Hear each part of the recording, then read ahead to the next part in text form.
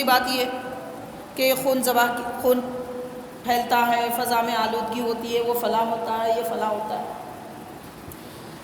ایسے انسانوں کو یہ سمجھ لینا چاہیے کہ بھائی قربانی کے دنوں میں ہی آپ جانور ذبح کرتے ہیں یا پھر باقی دنوں میں بھی ذبح کرتے ہیں؟ آپ بتائیے وہ کون ہے کہ جس میں کسی جانور کو ذبح نہ کیا جاتا ہو؟ دنیا میں کوئی اب نہیں ہے، لیکن صرف اسلام کو بدنام کیا جاتا ہے کہ یہ لوگ جانور ذبح کرتے ہیں، جہاں کسی جانور کو ذبح نہ کیا جاتا ہو۔ بلکہ مذہب نہ رکھنے والے لوگ بھی کسی نہ کسی جانور کو ذبح کرتے ہیں۔ مان لیں کچھ دیر کے لیے کہ ذبح نہیں کرتے، کوئی بھی ہو، لیکن کئی ایسے لوگ ہیں جو شکار کرنے کو اپنا فیشن سمجھتے ہیں، اپنی شان سمجھتے ہیں۔ اسی لیے بڑے بڑے ایسے مالدار لوگ ہیں، ان کا ہفتے میں ایک دن شکار کے لیے مقرر ہوتا ہے، کسی جانور کو شکار کرتے ہیں۔ شکار کرنے کا ایک فن ہوتا ہے، اس پہ ہزاروں لاکھوں روپیہ لوگ خرچ کرتے ہیں۔ تو بنا وجہ کے ایک جانور کو مارا جا رہا ہے، کیا اس وقت لوگوں کو ظلم نظر نہیں آتا؟ بلکہ حقیقت تو یہ ہے، دوسری حدیث پاک میں آتا ہے، حضور پاک صلی اللہ علیہ وسلم نے ارشاد فرمایا، عید کے دن سے مراد اسلام میں دن ہے۔ ایک تو عید الاضحیٰ ہے، عید الفطر ہے، اور عید الاضحیٰ کے بعد والے ایام۔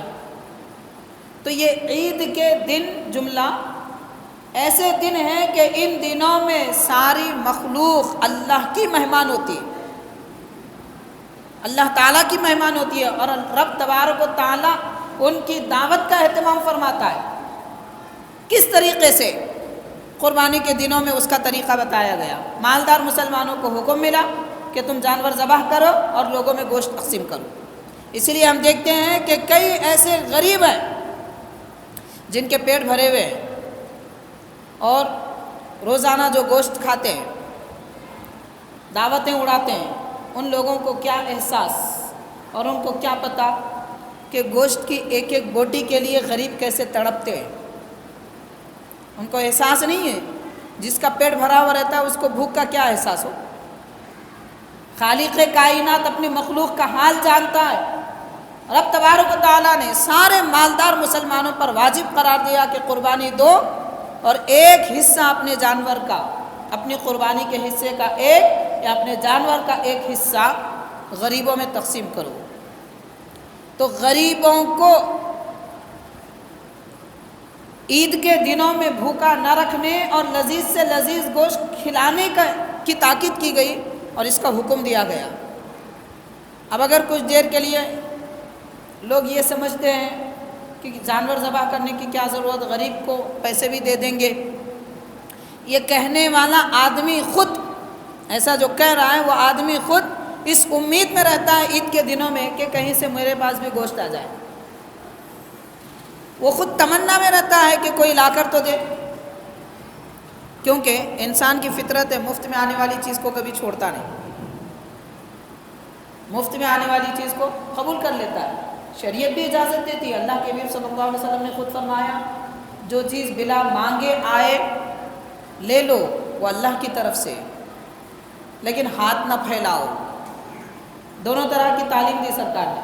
بغیر مانگے جو چیز مل جاتی ہے، جیسے تحفے، ہدیے، تحائف وغیرہ ملتے ہیں، لے لو، یہ اللہ تعالیٰ کی طرف سے، لیکن ہاتھ نہ پھیلاؤ۔ تو معزز حاضرین، رب تبارک و تعالیٰ یہ عید کے دنوں میں غریب سے غریب آدمی کی بھی ضیافت فرماتا ہے۔ سارے انسان اللہ کے مہمان ہوتے ہیں، ایسے پاک دن ہوتے ہیں، تو یہ خاص اہتمام اس لیے کیا جاتا ہے قربانی کے جانور کے ذبح کرنے کا۔ اب یہاں لوگ اپنی منمانی جو چاہے کہیں کریں، دنیا ہے گزر جائے گی، جب مریں گے قبر میں جائیں گے تب پتہ چلے گا، تب فرشتے پوچھیں گے قربانی واجب ہے یا نہیں ہے، جانور دینا ضروری ہے یا نہیں ہے، ان کو جواب دے دینا۔ لیکن دنیا میں غلط فہمی پھیلا کر لوگوں کی قربانیاں برباد نہ کیجیے۔ جو عبادت کو عبادت کے طور پہ انجام دیتے ہیں ان کو عبادت کرنے دیجیے۔ آپ اپنے خیال، اپنے تصور، اپنے عقیدے کے آپ جواب دیں۔ مرنے کے بعد آپ کو جواب دینا ہوگا، لیکن جو سمجھتے ہیں مسلمان اللہ رسول کے حکم کے مطابق قربانی کو واجب جانتے ہیں، ان کو جانور ذبح کرنے دیجیے۔ غلط فہمیاں پھیلانا یہ دراصل فساد پھیلانا ہے، اور اللہ تعالیٰ زمین میں فساد پھیلانے والوں کو پسند نہیں فرماتا۔